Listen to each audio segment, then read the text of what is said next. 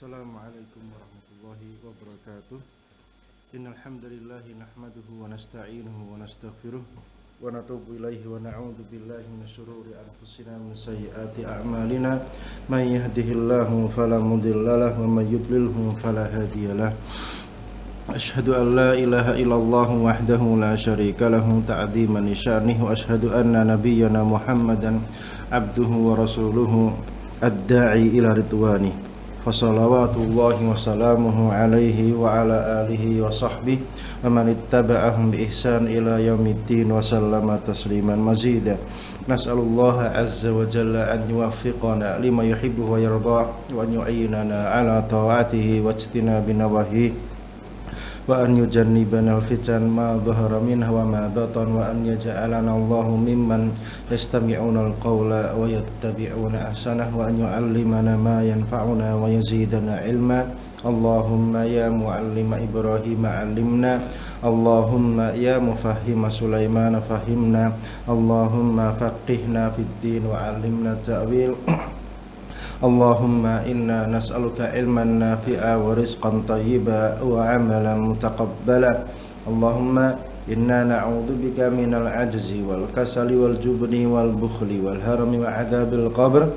Allahumma ati nufusana taqwaha wa zakkiha anta khairu man zakkaha anta waliyuha wa maulaha. Allahumma inna na'udzubika min ilmin la yanfa' wa min qalbin la yakhsha' wa min nafsin la tashba' wa min da'watin la yustajabu laha. Ikhwatal iman, pemirsa Al-Furqan TV, azani Allah wa iyyakum. Kembali kita berjumpa pada kesempatan kali ini dalam kajian Ahad pagi, dan kita masih mempelajari kitab adab-adab Islamiyah, dan kita masih pada pembahasan adab-adab hari raya. Dan di antara adab-adab hari raya adalah ketika menuju ke tempat sholat Id, itu menuju ke sana, berangkat ke sana, diperintahkan berjalan kaki, ya, pulang perginya berjalan kaki. Rawat Tirmidzi wa hassanahu, dan Imam Tirmidzi rahimahullahu taala meriwayatkan sebuah hadis yang beliau hasankan an Ali bin Abi Thalib radhiyallahu taala anhu, dari sahabat yang mulia Ali bin Abi Thalib radhiyallahu taala anhu. Qala, beliau berkata, minas sunnah, jadi termasuk perkara sunnah, an takhruja ilal Id, ya, kamu keluar ke tempat salat Id masyian, yaitu jalan kaki. Wa anta kula syai'an qabla an takhruja, dan kamu memakan sesuatu sebelum menuju ke musalla atau lapangan atau tempat salat Id. Yang bisa diambil faedahnya dari ucapan Ali bin Abi Thalib radhiyallahu ta'ala anhu di atas adalah yang pertama, istihbabud dhahab. Jadi diperintahkannya untuk pergi ila musallal Id, menuju ke tempat salat Id masyian, dengan jalan kaki. Ini sangat dianjurkan, ya. Jadi pergi ke tempat salat Id dengan cara jalan kaki, ya, tidak naik kendaraan, tapi jalan kaki. Yang kedua, istihbabul fitri qabla adh-dhahab li salatil Id. Dianjurkannya al-fitr, yaitu berbuka atau makan terlebih dahulu, qabla adh-dhahab, sebelum pergi ke tempat salat Idul Fitri, itu untuk salat Idul Fitri. Adapun untuk salat Idul Adha, maka sunnahnya itu makan paginya atau sarapannya itu setelah selesai salat Idul Adha. Makanya salat Idul Adha itu dianjurkan dikerjakan lebih awal, ya, lebih awal. Kapan waktu awalnya? Yaitu awal waktu duha. Adapun salat Idul Fitri dianjurkan agak diakhirkan, dikarenakan memberikan kesempatan manusia untuk menunaikan zakat fitrahnya, ya, zakat fitrahnya. Yang ketiga, qaulus sahabi, ya, jika seorang sahabat berkata minas sunnah, termasuk perkara sunnah, yadullu ala anna ma sayadkuruhu min fi'lin nabi sallallahu alaihi wasallam, maka ucapan ini menunjukkan bahwasanya yang bakal disebutkan oleh sahabat yang mulia ini adalah perkara yang dikerjakan oleh Nabi sallallahu alaihi wasallam. Ya, jadi kalau sahabat berkata minas sunnah, ini termasuk perkara sunnah, berarti menunjukkan ini perkaranya marfu sampai kepada Nabi sallallahu alaihi wasallam, walaupun lafadz dalilnya ini berasal dari sahabat. Yang kemudian adab-adab Id yang berikutnya adalah istihbabu khurujin nisa'i li salatil Id bila tazayyunin aw tabarrujin aw tatayyubin. Dianjurkannya ketika sholat hari raya tersebut, baik Idul Adha maupun Idul Fitri, para wanita keluar. Semua wanita keluar li sholatul Id, untuk mengikuti sholat Id, baik yang haid, yang nifas, yang tidak, semuanya diperintahkan keluar. Yang haid dan nifas tidak masuk di tempat sholat, ya, tapi datang menyaksikan kebaikan kaum muslimin. Nah, bagaimana sifat keluarnya para wanita pada momen tersebut, pada kesempatan perayaan Idul Adha maupun Idul Fitri tersebut? Bahwasanya keluarnya bila tazayyun, tidak berias, ya, ora macak. Au tabarrujin, ya, tabarruj itu pokoknya kalau keluar penampilannya paras dhisik, ya, paras terlebih dahulu, itu namanya tabarruj. Jadi wanita-wanita jahiliyah zaman dahulu kala jikalau mereka keluar rumah, ya, macak dulu. Dan itu tidak diperbolehkan bagi wanita kaum muslimin, karena wanita kaum muslimin itu macaknya atau berdandannya itu di rumah. Bedanya dengan tazayyun itu pernak-pernik dan hiasan-hiasan. Adapun tabarruj itu memakai pakaian yang bagus walaupun tanpa hiasan, ya. Pokoknya kalau keluar itu pakai pakaian yang bagus. Atau tatayyubin, atau memakai wangi-wangian. Ini terlarang bagi wanita jika mereka keluar rumah, tidak diperbolehkan. Entah kenapa pada zaman hari ini para wanita sifat mereka seperti itu, tatkala mereka keluar rumah dengan cara seperti itu. Tabarruj ini sudah menyebar di mana-mana, hampir di semua tempat. Ketika saya masih di kota Madinah dahulu kala, masih menyaksikan banyak, ya, nenek-nenek itu kalau keluar rumah, ya, pokoknya penampilannya ya acak-acakan. Sebetulnya itu yang diperintahkan, karena itu penampilan yang acak-acakan itu sangat bagus untuk menolak syahwat manusia, atau untuk menolak tarikan pandangan, ya, karena manusia itu laki-laki kalau melihat yang penampilannya rapi, mau tidak mau akan tertarik. Nah, ini yang tertariknya itu yang menjadi masalah, yang menjadi sumber fitnah, menjadi sumber malapetaka yang bisa menimpa umat Islam. Fi sahihaini, di dalam Sahih Bukhari dan Muslim, an Ummi Atiyah radhiyallahu taala anha, dari Ummu Atiyah radhiyallahu taala anha, qalat, beliau berkata, umirna, kami diperintahkan, an nukhrijal huyyadha, untuk mengeluarkan para wanita yang haid, yaumal idain, pada momen dua hari raya, wadawatil khudur, dan para wanita-wanita pingitan yang mereka tidak keluar rumah, ya, wanita yang masih perawan yang tidak keluar rumah. Jadi zaman dahulu kala di Jawa pun masih di kalangan para priaya atau kalangan para santri, bahwasanya anak gadis itu tidak keluar rumah, namanya gadis pingitan, ya. Itu masih terkenal, ya. Sekarang itu hampir-hampir tidak ada gadis-gadis yang model seperti itu, sehingga ketika sudah menikah baru pindah tangan ke suaminya, dan nanti juga sama.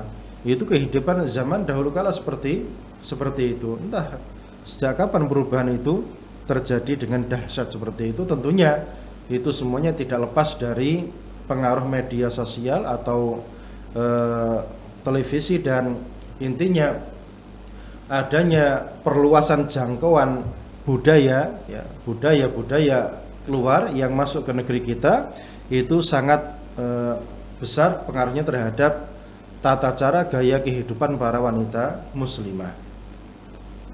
Fayashhadna jama'atul muslimin, sehingga para wanita-wanita tadi mereka menyaksikan jamaah kaum muslimin, ya, wa da'awatahum, dan dakwah mereka, yaitu doa mereka. Jadi intinya hadir menyaksikan kebaikan yang ada di tengah-tengah kaum muslimin. Wa ya'tazilul huyyadu an musallahunna, akan tetapi para wanita yang haid tadi ketika mereka keluar datang ke tempat sholat Id, mereka tidak sampai masuk ke tempat yang dipakai sholat, ya. Intinya hadir saja di kawasan itu. Qalat imra'atun, maka ada wanita yang berkata, ya Rasulullah, wahai Rasulullah, ihdana, salah satu di antara kita, yaitu kita para wanita, laisa laha jilbab, tidak punya jilbab. Jilbab itu yang menutupi seluruh anggota tubuh. Tapi jilbab ini karena dipahami pakai bahasa kita sekarang maknanya hanya kerudung tok, ya. Kerudung itu katanya jilbab, padahal jilbab itu adalah yang menutupi seluruh anggota badan, itu namanya jilbab, ya. Makanya lafaz-lafaz syar'i itu jangan dipahami dengan konotasi yang beredar di tengah-tengah masyarakat, tapi konotasinya dikembalikan kepada makna syar'i yang ada pada zaman awal, sehingga tidak terjadi perubahan persepsi atau salah pandang terhadap lafaz-lafaz syar'i. Qala, maka Rasulullah sallallahu alaihi wasallam menjawab, litul bisha sahibatuha, ya kalau gitu temannya wanita yang lain yang minjemin min jilbabiha, dari jilbabnya. Yang bisa diambil faedahnya dari hadis yang kita bacakan tadi, yang pertama, istihbabu khurujin nisa kullihinna li salatil Id. Jadi dianjurkan, diperintahkan, disunnahkan keluarnya semua wanita pada sholat Id, ya, pada momen perayaan sholat Idul Fitri maupun Idul Adha. Jadi semuanya, tidak ada pengecualian di sini, ya. Mungkin orang sakit, ya, mungkin yang ada udzur, ya, karena tidak bisa berangkat, tapi yang tidak sakit hanya sekedar haid dan nifas, maka semuanya keluar menuju ke tempat sholat Id, itu untuk menunjukkan syiar Islam, ya. Jadi momen perayaan Idul Adha maupun Idul Fitri itu merupakan momen menampakkan syiar Islam, ya, kepada umat-umat yang lain. Inilah Islam, ya, ini hari bahagia kita, itu syiar yang salah satu syiar yang sangat besar. Yang kedua, salatul Id fardu ainin ala kulli mukallaf. Salat Id hukumnya itu fardu ain atas semua mukallaf yang mereka telah mendapatkan beban kewajiban atau mendapatkan beban perintah dari Allah Subhanahu wa taala. Siapa yang mendapat beban perintah dari Allah Subhanahu wa taala? Yaitu yang sudah balik dan berakal.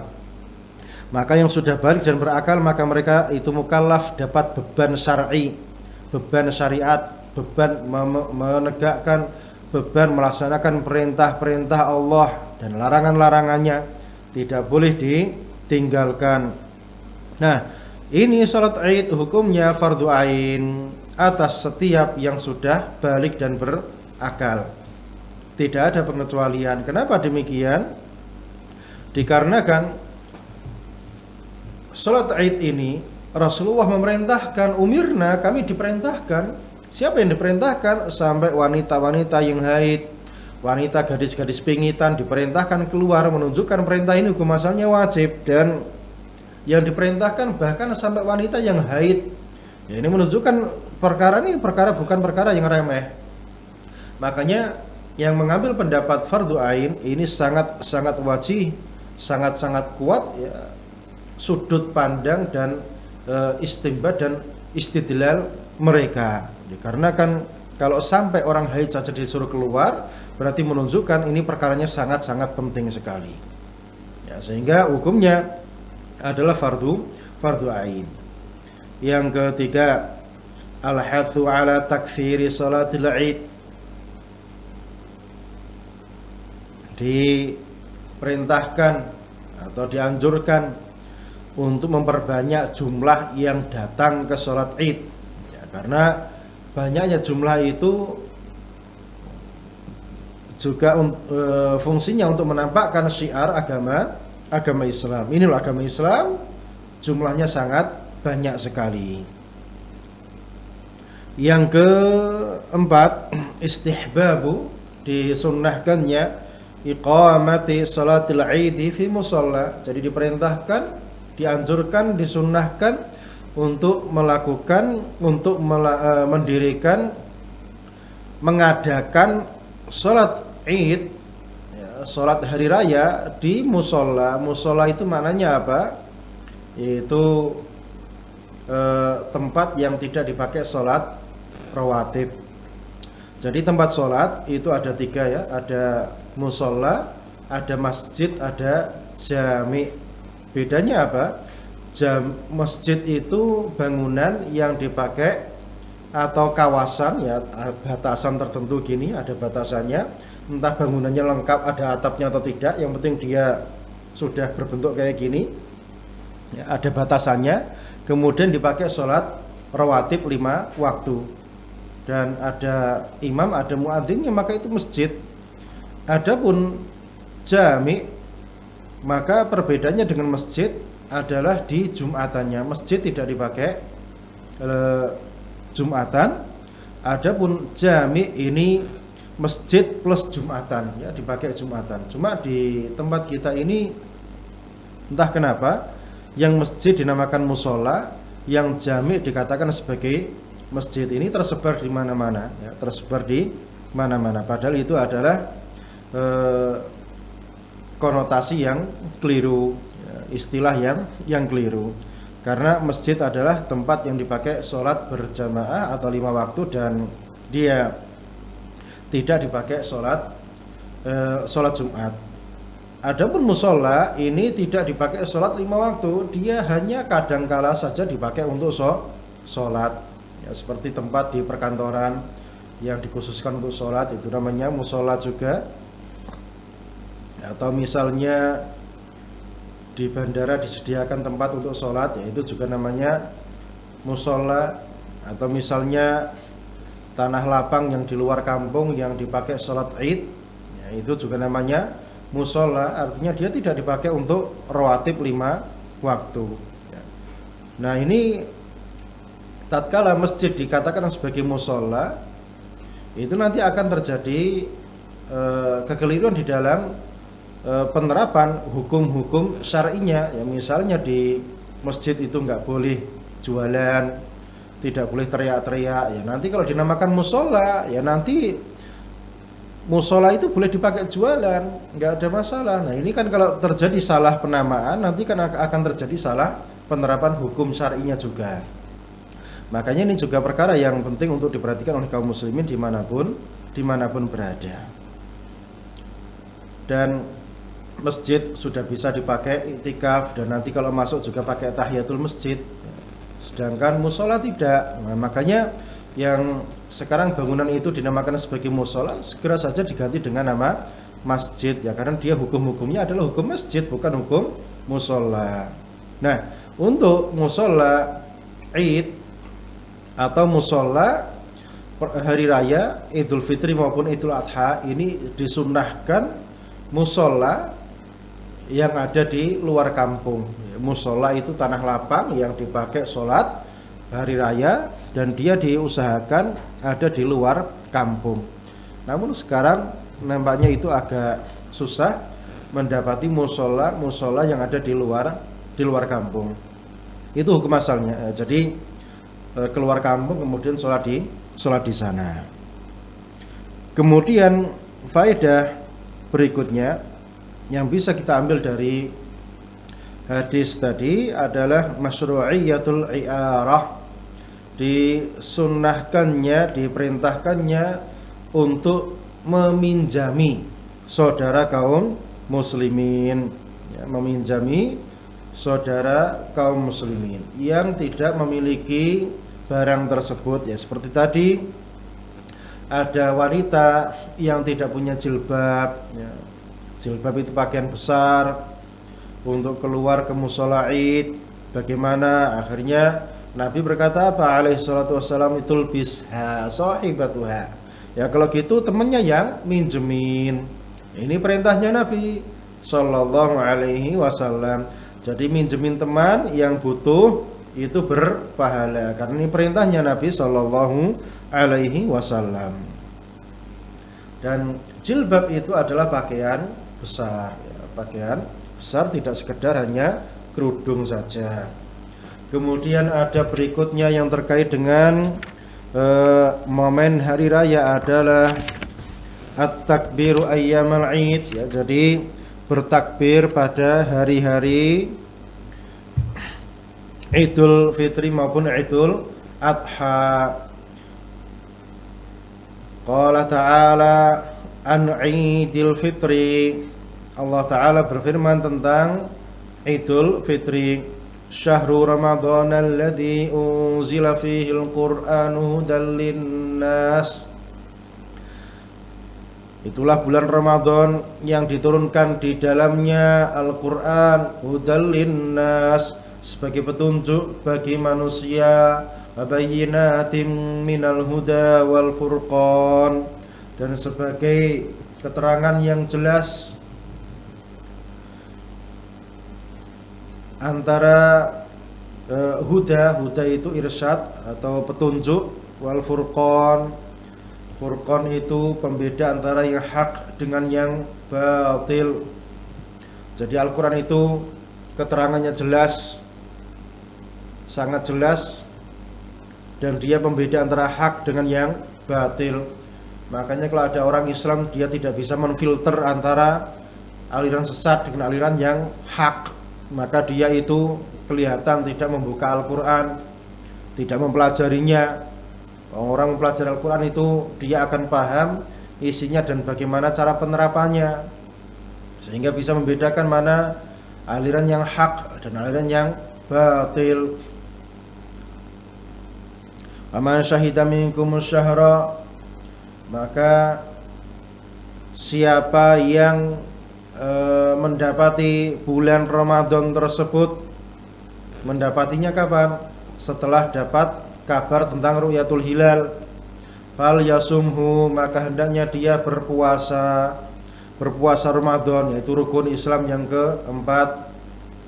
Ama kana maridhan aw ala safar, dan barang siapa yang sakit atau dia safar, fa'iddatun min ayyamin ukhar, maka dia bisa menggantinya di hari-hari yang lain jika dia tidak berpuasa. Yuridullahu bikumul yusra, Allah menghendaki untuk kalian kemudahan, wala yuridu bikumul usra, dan Allah tidak menghendaki untuk kalian sesuatu yang sulit.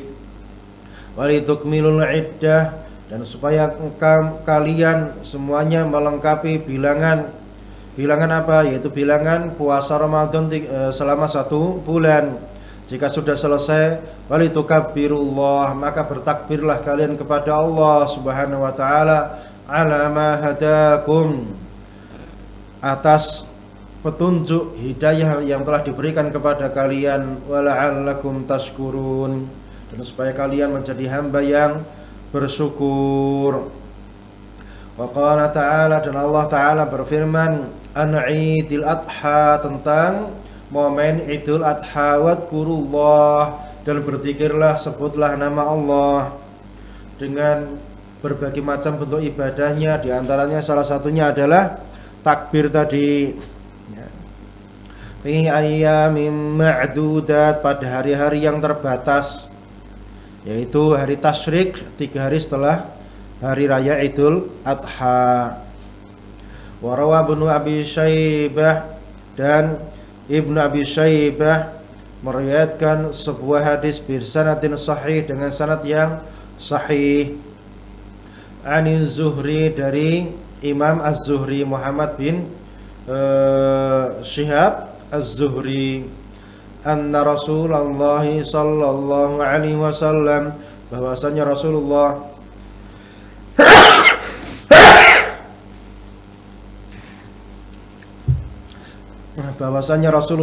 sallallahu alaihi wasallam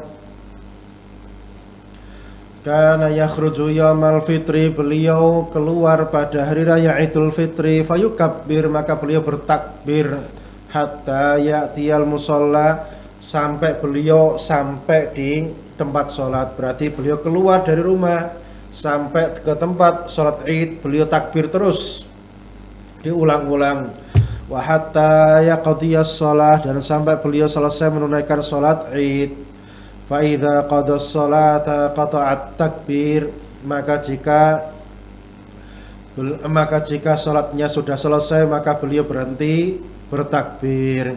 Ini pada momen Idul Fitri.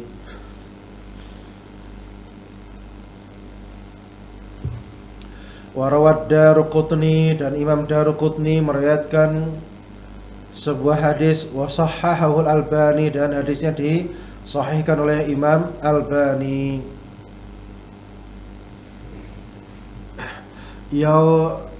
An Muhammad bin Ajlan, dari Muhammad bin Ajlan, An-Nafi', dari Nafi'. Nafi' ini mantan budaknya Ibnu Umar, ya, gurunya Imam Malik. An Ibni Umar, dari sahabat yang mulia Abdullah bin Umar radhiyallahu taala anhuma, annahu kana yaqdu, bahwasanya beliau itu keluar pada waktu pagi, al-ghudu, ya, pada waktu pagi, yaumal Id, pada hari raya Id, raya Idul Adha maupun Idul Fitri. Ayukabbir, dan beliau bertakbir, wa yarfa' sautah, dan beliau mengangkat suaranya, hatta ia bulughul imam, ya, sampai kepada imam, ya, sampai kepada imam. Jadi Abdullah bin Umar ketika momen Idul Adha maupun Idul Fitri keluar rumah, kemudian beliau bertakbir terus sampai di tempatnya, sampai di tempat sholat Id.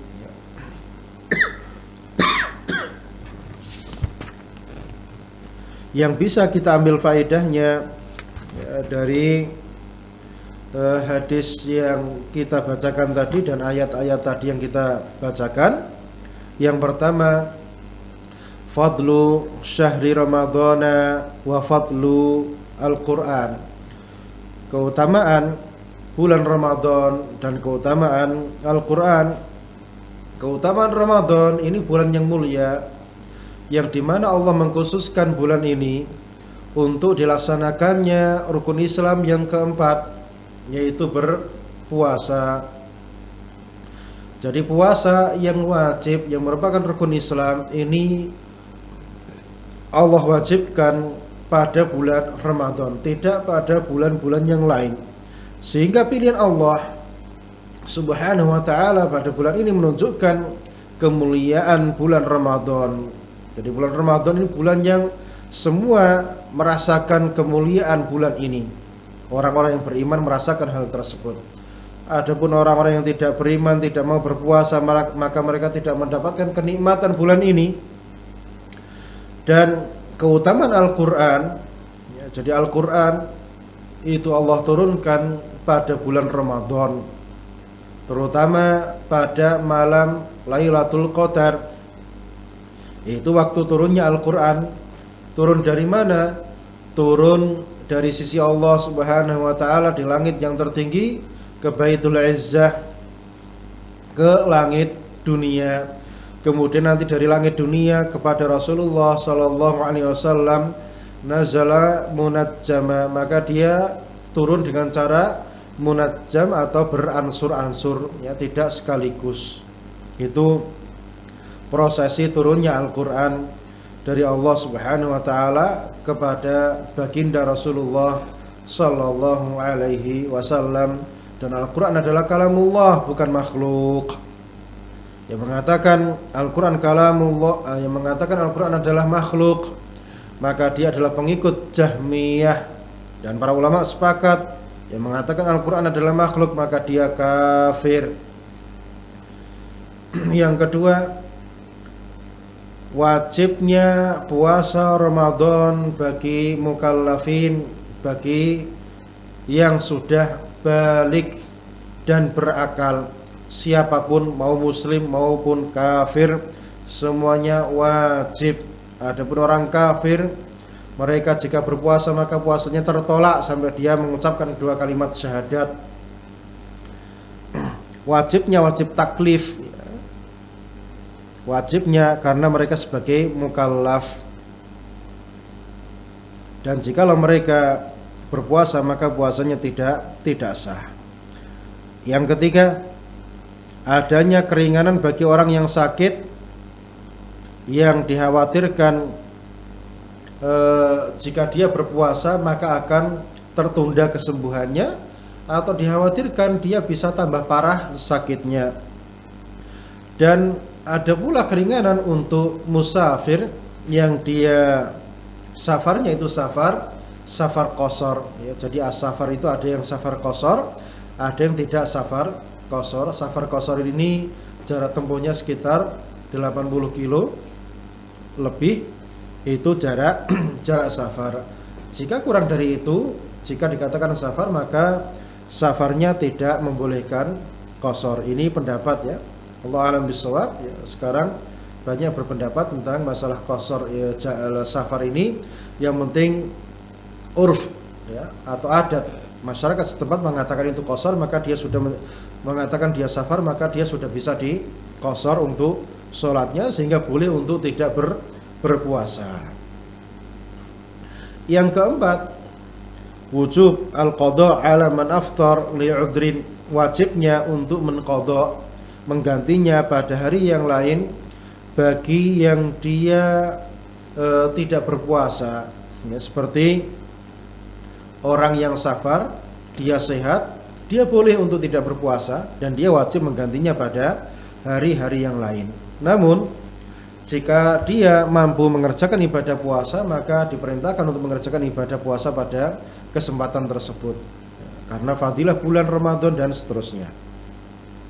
Yang kelima, yusru syariatul islamiyah, ya, kemudahan syariat Islam itu sendiri, wa khuluwiha minal usri wal haraj, dan dia tidak ada unsur susah, berat atau memberatkan, itu enggak ada dalam syariat kita. Jadi perintah-perintah Allah Subhanahu wa taala kepada kita itu semuanya mudah, tidak ada yang sulit. Jika tidak mampu, maka sebetulnya hatinya sedang sakit, bukan karena syariatnya yang berat. Tidak ada syariat yang berat dalam agama kita. Adapun dalam agama-agama yang lain atau aliran-aliran yang sesat, walaupun dia mengaku Islam, pasti ajarannya itu memberatkan, ya, tidak mungkin tidak. Orang ada kematian disuruh tahlilan misalnya, ya ini juga memberatkan. Mau pakai alasan apapun dia berat, ya, dia berat.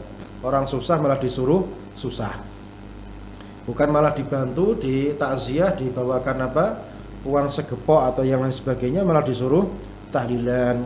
Akhirnya utang sana sini, utang sana, akhirnya malah memberatkan.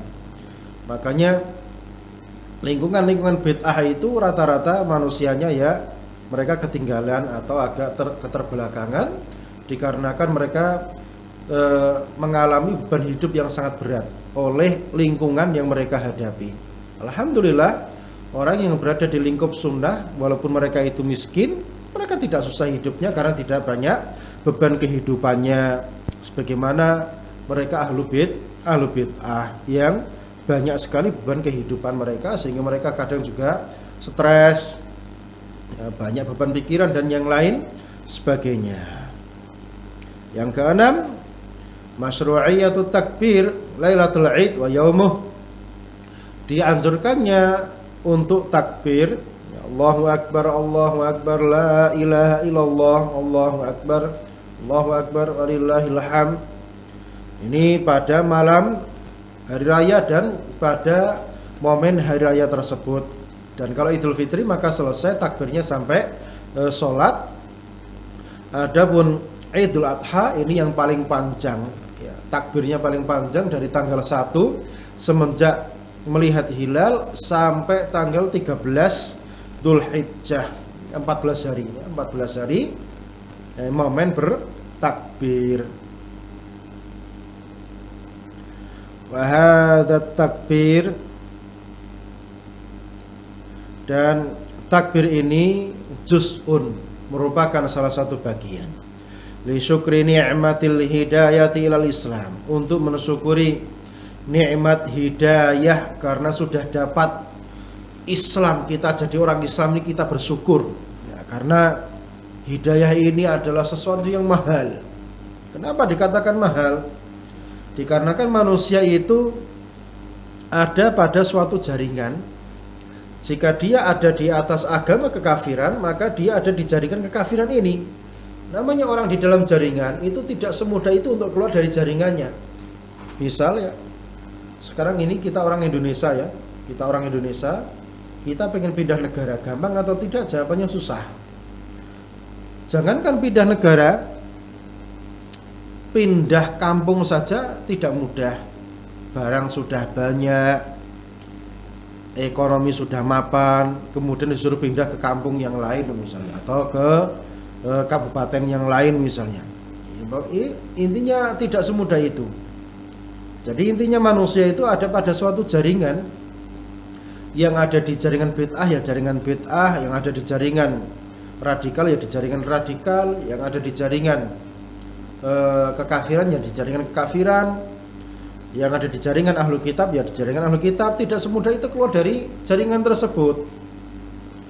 Makanya pelaku kebatilan terkadang dengan sangat sadar yang dia lakukan itu batil, namun dia tidak bisa keluar dari jaringannya tersebut. Dan itu contohnya sudah banyak, nggak satu dua. Contoh yang real dari syar'i saja itu ada. Contohnya, innaka la tahdi man ahbabta walakinallaha yahdi man yasha. Sesungguhnya kamu wahai Muhammad tidak bisa berikan hidayah orang yang kamu cintai. Akan tetapi hidayah di tangan Allah Subhanahu wa taala, Allah berikan kepada siapapun yang Allah kehendaki.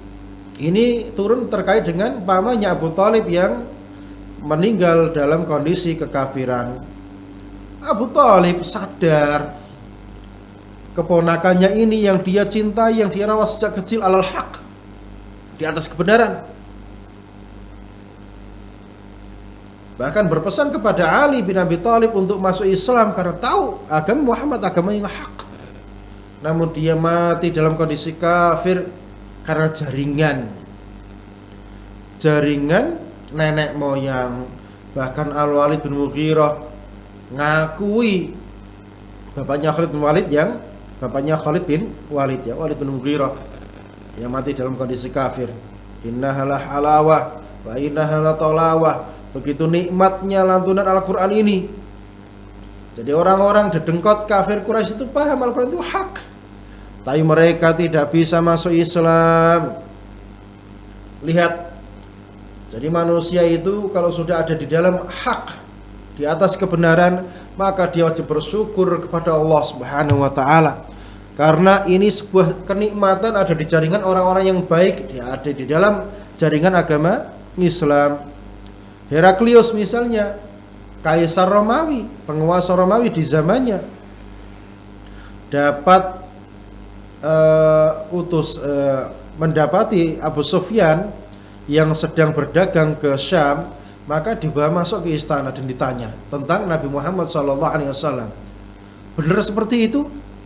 Jika benar, maka kerajaan Muhammad ini akan sampai di mana kakiku sekarang menginjak, kata Heraklius waktu itu. Dan dia bersumpah akan menjadi pelayannya Nabi Muhammad SAW. Kemudian para Petrik, ya, para Petrus, mereka marah mendapati Heraklius berkata seperti itu. Akhirnya Heraklius tarojo. Ya, tarojo itu mencabut kembali pernyataannya. Lihat, ya, jaringan itu berbahaya. Makanya kalau bisa kita itu hidup, kita cari jaringan yang sunnah. Kita cari jaringan yang di atas manhaj para salafus saleh.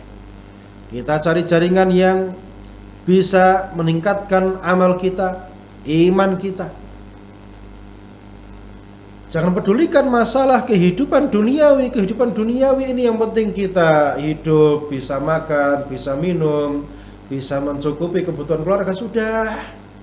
Tidak perlu bermewah-mewahan. Kalau kita kejar kemewahan, sampai kapan? Toh dunia akan kita tinggalkan.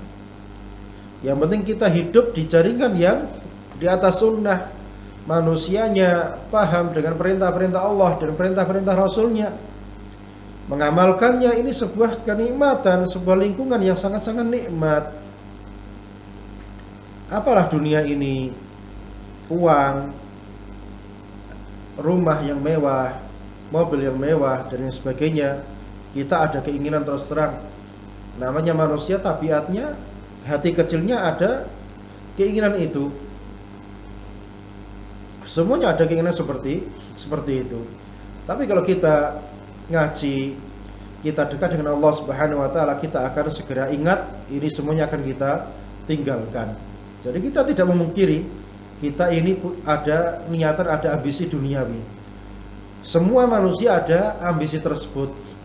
Illa man rahimallah, kecuali yang Allah rahmati saja, sehingga dia bisa terselamatkan dari ambisi-ambisi duniawi tersebut.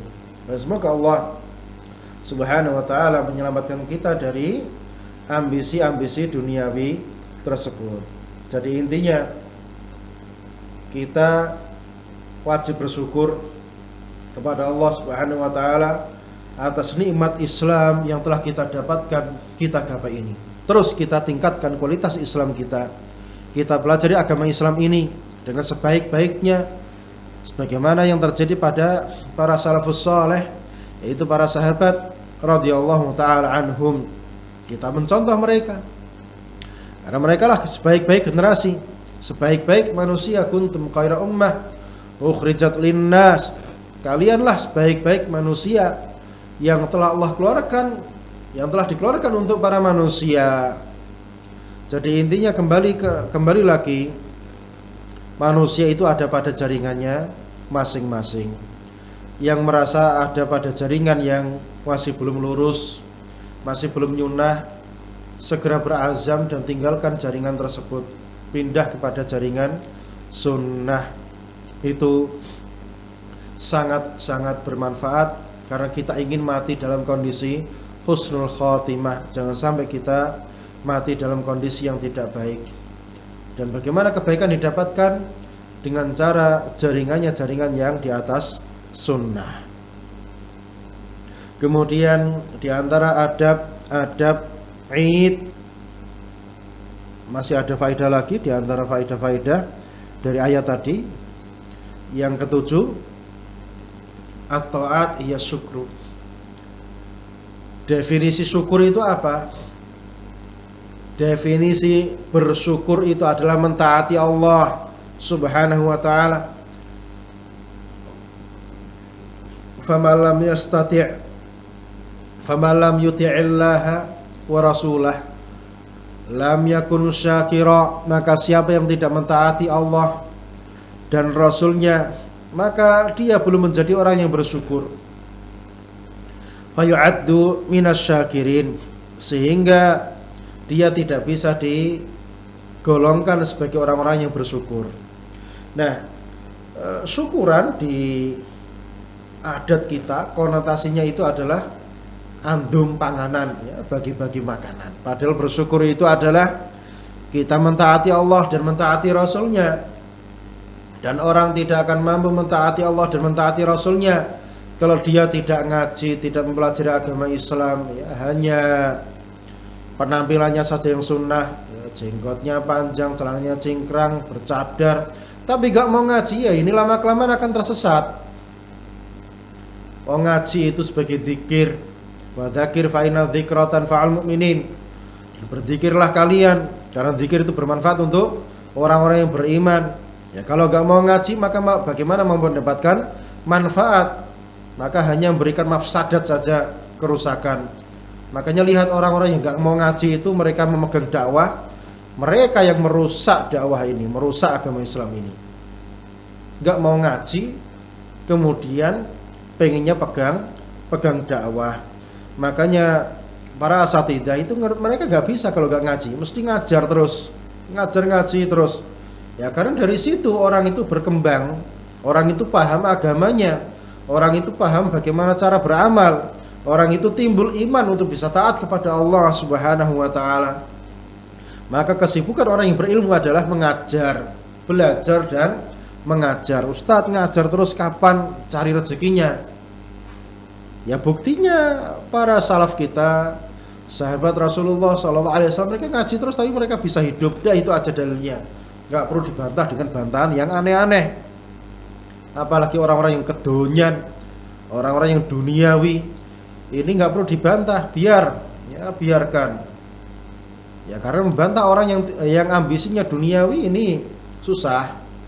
Tapi orang kalau ada niatan mencari ridha Allah Subhanahu wa taala, maka dia akan berusaha berkorban untuk mendapatkan akhirat yang akan menjadi ending segala kehidupan.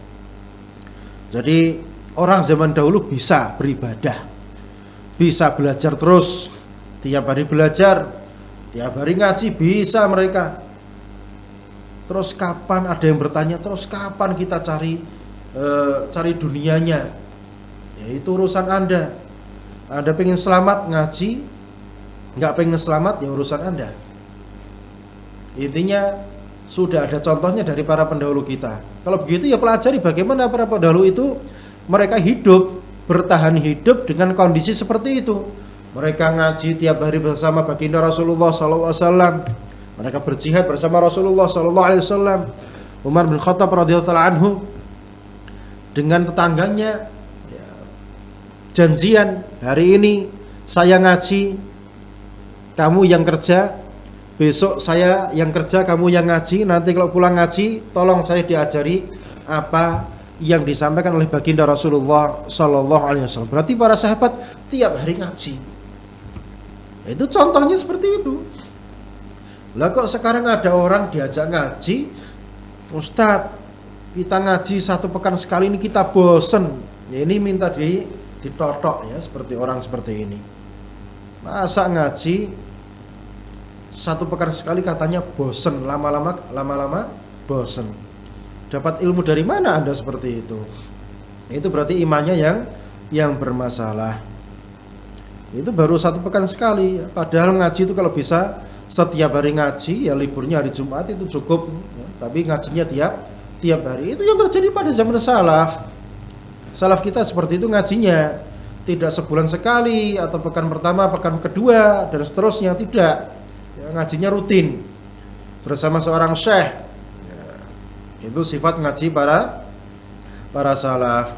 Jadi kalau gak ngaji tidak akan bisa mentaati Allah dan mentaati Rasulnya, karena tidak tahu apa isi perintah Allah dan perintah Rasulnya. Sekarang ibaratnya gini, gambaran paling ringannya, bupati kirim surat kepada Anda, isinya ada perintah, ada larangan. Kemudian Anda tidak membuka suratnya tadi, kira-kira bisa tahu perintahnya atau tidak? Tidak. Itu gambaran ringannya seperti itu.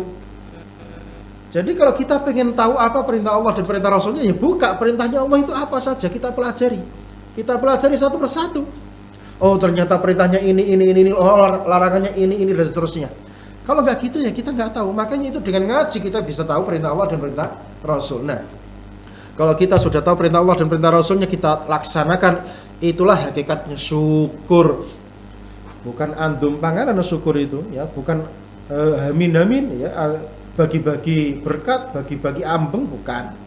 Tapi syukur itu hakikatnya adalah ketaatan kepada Allah dan ketaatan kepada Rasulnya.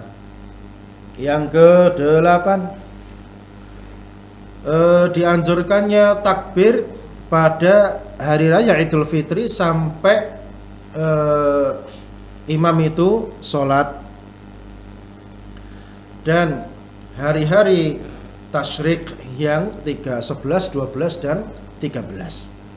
Kemudian yang ke-9 yang terakhir, diperintahkannya, disunnahkannya untuk mengangkat suara ketika takbiran pada momen hari raya baik Idul Fitri maupun Idul Adha.